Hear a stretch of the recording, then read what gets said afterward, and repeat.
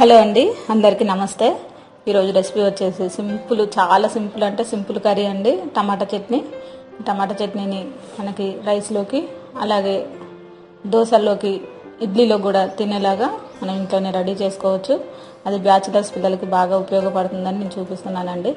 ఇది మనకి ఒక 10-15 పచ్చిమిర్చి తీసుకొని కొద్దిగా 2 స్పూన్ల ఆయిల్ వేసుకొని దూరగా ఫ్రై చేసుకోవాలండి, మాడకుండా. ఆవాలు, అలాగే మెంతులు 1/2 స్పూన్ వేసుకోండి. కరివేపాకు ఒక 2 రెమ్మలు అయితే సరిపోతుంది. ఇవన్నీ కూడా కొంచెం దూరగా ఫ్రై చేసుకోండి. దీంట్లోనే కావాలంటే ధనియాలు కూడా వేసుకోవచ్చండి, ఒకవేళ ఇష్టం లేకపోతే అవాయిడ్ చేయొచ్చు. ఇప్పుడు మీరు ఇవి వేగిన తర్వాత పక్కన పెట్టేసి అదే కళాయిలో ఒక 1/2 కిలో టమాటా ముక్కల్ని మెత్తగా ఉడికించుకోవాలి. వాటర్ అంతా ఇంకిపోయేంత వరకు ఉడికించుకోవాలి. ఇది దోశలోకి మాత్రం చాలా బాగుంటుంది చట్నీ. అలాగే దీంట్లో మీరు ఉప్పు కూడా సరిపడంత వేసుకోండి. కొంచెం ఉడకనివ్వండి. మూత పెట్టేస్తే మనకి ఒక 15 నిమిషాలు అలా వదిలేస్తే వాటర్ అంతా లో ఫ్లేమ్లో పెట్టి ఉడికిస్తే చక్కగా ఉడికిపోతాయండి. చూసారు కదా, ఈ విధంగా ఉడికిన తర్వాత దీంట్లో కొంచెం చింతపండు వేసుకోండి.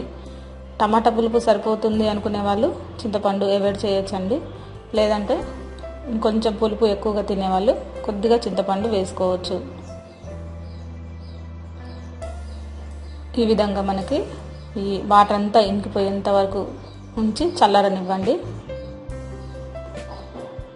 ఇప్పుడు మనం స్టవ్ బంద్ చేసి దీన్ని చల్లారనివ్వాలి. చివరిలో కొత్తిమీర వేసుకోండి. కొత్తిమీర వేసిన తర్వాత ఇంకా మీరు ఉడికించాల్సిన పని లేదు. స్టవ్ బంద్ చేసి కొంచెం సేపు అలా ఉంచిన తర్వాత ఇప్పుడు మీరు మిక్సీలో ఏం వేసుకోవాలో చూపిస్తాను. మిక్సీలో మీరు జీలకర్ర పచ్చిది వేసుకోండి. ఈ టిప్ మనకి మా అక్క చెప్పిందండి. ఎందుకంటే జీలకర్ర పచ్చిది వేస్తే రుచి వేరే ఉంటుంది, బాగుంటుందని చెప్పిందండి. అందుకనే నేను ఎప్పుడు టమాటా చట్నీ చేసినా జీలకర్ర మిక్సీ పట్టే ముందు వేస్తాను. ఓకేనా ఫ్రెండ్స్, ఇందులో వెల్లుల్లిపాయలు, ఉప్పు వేసిన తర్వాత మీరు కచ్చపచ్చగా మిక్సీ పట్టుకోండి. పట్టిన తర్వాత దీంట్లో మీరు టమాటా ముక్కల్ని ఉడికించినవి పెట్టుకోండి. వేసేసి దీన్ని కూడా మరీ మెత్తగా కాకుండా కొద్దిగా కచ్చపచ్చగా మిక్సీ పట్టుకోండి.